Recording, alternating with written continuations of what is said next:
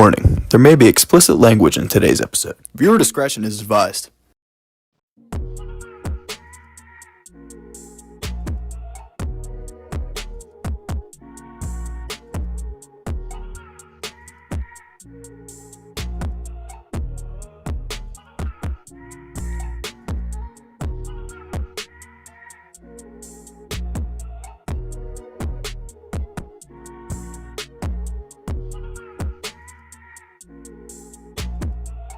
Oh, no football.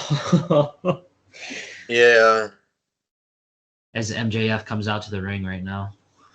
What are we even talking about? I don't even know. You want to talk about the USA-Canada game? Yeah, I'm going to keep it quick because I don't really have much to say, but Yeah, I mean, rematch tomorrow, right? Tomorrow? Yeah. Tomorrow's the championship game, rematch between USA and Canada. 3 fights in the first 9 seconds was crazy. Connor McDavid can skate really fast. And I miss Jake Gensel. Let's talk about that trade, pal.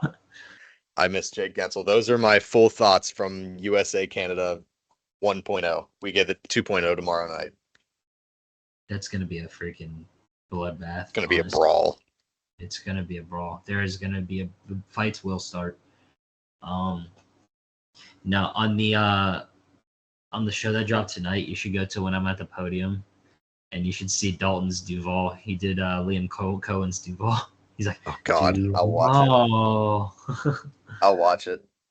God, yeah, crazy game. Super crazy. If we're saying we're rooting for, if we're saying we want to root for Canada, okay, it's literally a team with Connor McDavid and Sidney Crosby. I want to. I'm still rooting for USA, but I'm not going to be mad no matter who wins. Yeah, because it's Connor McDavid and Sidney Crosby, literally the GOAT and the current best player probably in the NHL. Yeah, it's just like, what do you want us to do? But I know what I can do. I can look at the Pens' upcoming schedule now that all that hits. Yeah, I know. They're currently 25-9, 7th in the Metropolitan. Coming up. Oh, damn it. Give me the full schedule. I think their next game's Sunday. Yeah.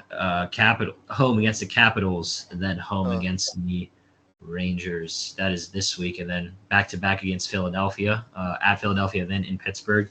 Tuesday, Thursday, and then March 1st against Boston, and then Sunday, March 2nd against the Maple Leafs. So that is the Pens getting back, and yeah. So let's see if the Pens can finish strong, because it depends. And yes, ladies and gentlemen, I'm very tired because if you paid attention to my social media, I shot Going for Gold today with Dom, which, by the way, that's back. And yeah, I'm tired. Let's just get this done as quick as we can. We're currently 4 minutes in, so we are way too short. So we're still got a lot of time left. But yeah. So honestly, it could go. We'll see. If 15 or 20 feels right, we'll see. But makes my life easier. I'll tell you that. Yeah. But yeah. So. No shot. We got done talking about we got done talking about that game, and freaking I get a Snapchat from Haley. Yeah, but I guess I can. Oh, actually, let me do this. Actually, let's see if I have enough energy to do this. AEW. Oh no. More specifically, professional wrestling fans. Listen. Is AEW perfect? No. They made mistakes. Congratulations. Well, you're watching the wrestling business. What do you want? They just held a show in Brisbane, Australia, I believe on Saturday, and it was freaking awesome. However, AEW finally has a perfect show on Saturday. And what people are talking about was the size of the freaking ring. Now, Seriously? Was the ring smaller? Yes. Guess what? Wrestling companies do that overseas. It doesn't make any sense spending $40,000 sending a ring over to Australia for a 2-hour TV special. No. AEW is not the only one that has done that. You cannot win with these stupid freaking fans. They have a great show, and all anybody can talk about is the freaking ring because these podcasters that have no idea what they're talking about, who have never been in the business, give out their opinions like they matter. That is the one, by the way, that's the one sport where I'm saying there's opinions that don't matter because people just, they lose their privilege of having that. They only hate on AEW because WWE is great. They only wanted AEW around to make WWE great again. Now that WWE is great again, they have to pick on AEW. AEW is not that bad as much as people say. It's really not. They literally, the year getting past the CM Punk era, they got a great deal from Turner and got on Max. And they're making bank. So they're doing fine. God. I can't. They literally have to pick the smallest thing to complain about the entire week after they have a good show. I know, dude. It's crazy. It's sickening. Sickening. Now, maybe I jumped the gun on saying the opinion part, but I'm just tired of the tribalism. If you don't like AEW, okay. It's quite simple. If you do not like AEW, stop watching. If you do not like WWE, stop watching. Hate watching is the dumbest thing ever. If you want to play sides, play to the side that you're more favored of and leave the other side alone because who freaking cares? Why do you care? Why do you care? You shouldn't. And also, another reason why you shouldn't care that much, you're a fan. You don't work for either company. You're not on either team. You're a freaking fan. Literally, the definition of blood thinks that he's on the team. That is the one thing I'm not looking for. That is one thing I'm not looking forward to when I get into the business is the fans because they're freaking marks. Good Lord. I can't stand tribalism, and I can't stand monopoly. And guess who's doing monopoly right now, trying to kill the business once again? Triple H. And people that are saying, like, "Oh, he's making the business better by WWE." But yeah, no, he's making WWE better. Did we not learn our lesson when WCW went out of business in 2001? Yes, there was some hot periods, and yes, my fandom started during the monopoly. However, when one side does not have competition, they start to take a dip. When there's competition, they step up. The more companies, the better. The more companies, the more families fed. The more companies, the more money made. And more money's being made with extra companies. So why do you need to buy everybody out? WWE has a 50-year head start. No one's catching up to them. Why do you have to buy everybody out? It's almost like how people want EA to get rid of their exclusive licensing deal with the NFL for Madden. It's almost like competition creates better product or something. Listen. Free agents, that's fair game. Once your contract's up, that's fair game. But trying to poach contracts and try to kill the other company, why? Literally, the best comparison I can give is if the CFL is literally trying to do their own thing, and then Roger Goodell's trying to buy them out for literally no reason and just like concerned about them. Like Roger Goodell wants to expand NFL teams to Canada, so he tries to buy out the CFL and poach their players to run them out of business. Yeah, literally. Why? But guess what? Roger Goodell doesn't do that. I mean, he's thinking about it, but like he doesn't hardcore do that. Well, he's thinking about new actual expansion teams into Canada, but they're not going to be like taking over CFL teams or anything, at least as far as I'm aware. Because he knows that they're not going to catch up to the NFL. So they know. No, and he knows that competition makes more money. And that Literally, some of these guys get drafted in the NFL or go as UDFAs and they don't make it in the NFL, and the CFL is a great place for them to go, or the XFL now even, or whatever. It's good to have other leagues that, obviously the NFL has however many years on them in terms of development and size and everything and skill level, but it's a good thing for some of these guys that can't cut it in the NFL to be able to make it in the CFL or the XFL, and then vice versa. Some dudes in the CFL and XFL explode, and then they get a chance in the NFL and make it. Like Warren Moon is a great example of that. Whatever. just pisses me off. Triple H is no better than Vince McMahon. I don't give a crap what anybody says. Now, do I enjoy some of the shows I watch from Triple H? Sure, that's me being a fan. But like, I don't have to like his philosophy of Monopoly because I don't. No. I freaking hate it. And sure, could that cost me a job later down the line? Sure, that's just my opinion. Why do you need to have a monopoly? You don't. So it's just annoying. But yeah. So moving on. There was a story that came out, Alex. The Steelers tried to trade for quarterback Trevor Lawerence. Yeah, I mean, and they got told no twice. I don't know how serious they were, but I'm pretty sure Trevor Lawerence has a no trade clause in his contract anyway. Yeah. I'm pretty sure he went out and said that. So if anybody's wondering why I'm talking about this again, I'm actually going somewhere else with this time. If they're trying to get a guy like Trevor Lawerence, are they not confident that they're going to get Justin or Russ back?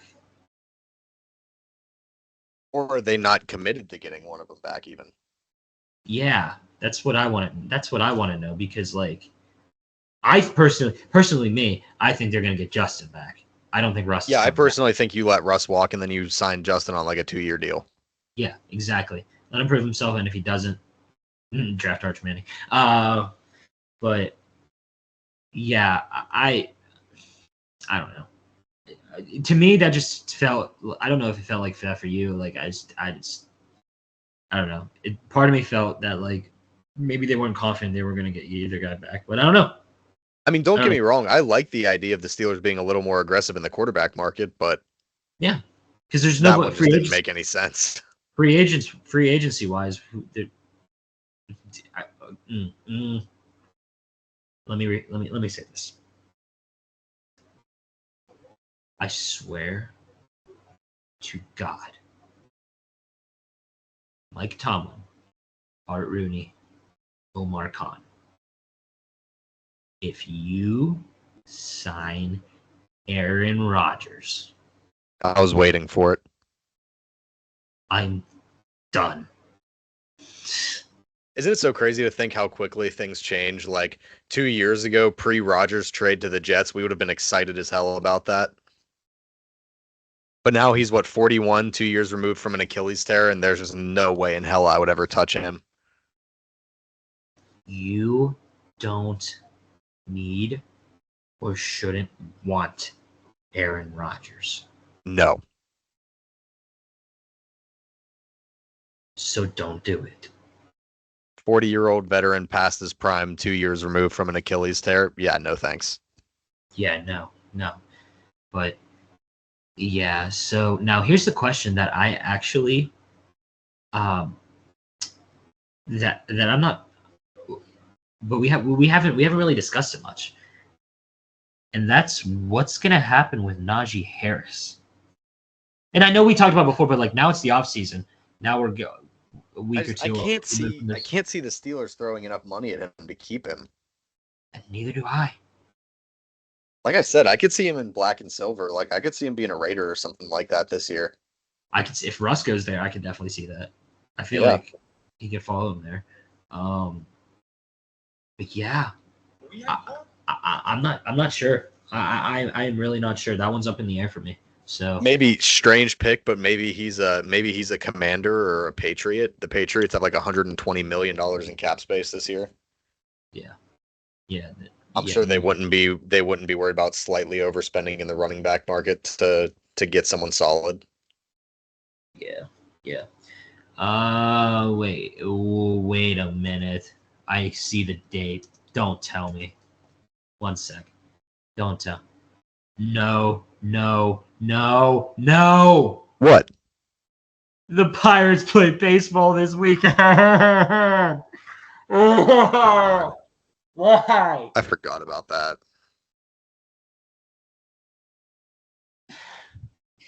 If Paul Skeens is pitching, I'll watch, or Jared Jones, or Mitch Keller. But God save all now of my us. night, dude. Now my night's ruined. But yeah. So honestly, looking at the time, I can end on this question. And we there's just not much to go off of, ladies and gentlemen. So apologies for that. Less of there's really nothing much to talk about. Again, we need content and also repeating stuff so that Alex can give his opinion on stuff we talked about. Yeah. So not the worst idea. Plus, if we need to put a little bit more depth on what we were talking about, we will. So this was the question I asked Shady on Monday. You are the Pittsburgh Panthers athletic director. Okay. Who would you rather buy out right now? Okay. Jeff Capel or Pat Narduzzi? Oh, God, I knew this was going to be the question. I can tell you right now, I'm not changing my answer. It's Pat Narduzzi. The same. I would not buy out Jeff Capel. No. I think Capel, yes, Pitt didn't make the tournament last year. Should have, but didn't. Made it 2 years ago.